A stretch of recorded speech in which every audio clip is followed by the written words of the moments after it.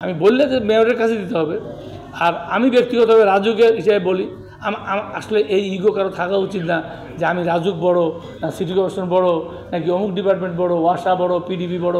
আমি মনে করি সবাই যদি আমরা চিন্তা করি যে আমরা এদেশের সেবক, আমরা এদেশের সেবা করব, আসলে কিন্তু সেবা করার জন্য আমি বেতনটা নিচ্ছি, এই সুযোগ সুবিধা নিচ্ছি। আমাকে এই দেশের জনগণ হলে দেশের মালিক, আমি তাদেরকে সাপোর্ট করব, তাদের সেবাটা দেখব।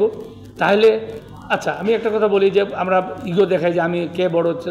আচ্ছা, আমি রাজু, আমার উপরে একজন আছে না, ঠিক আছে, ওই মেয়র নাই বা অন্য কেউ নেই, কিন্তু আমার উপরে একজন সেক্রেটারি আছে না, একজন অ্যাডভাইজার আছে।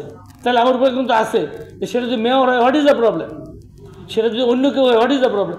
আমি তো চূড়ান্ত না, চূড়ান্ত হলে দেশের একজন প্রধানমন্ত্রী বা চিফ অ্যাডভাইজার বা একজন রাষ্ট্রপতি, তারা হলে সেইটা যদি বলেন যে হ্যাঁ আমি ওই জায়গায় গেছি, আমি কারো আন্ডারে যাবো না, সেটা সাজে। কিন্তু আপনি রাজুকের চেয়ারম্যান, আপনি অমুক মেয়র বা আপনি অমুক চিফ ইঞ্জিনিয়ার, হ্যাঁ, আপনি কারো আন্ডারে যাবেন, এটা তো না, আপনি যাবেনই, আপনার কারো আন্ডারে যাইতেই হবে।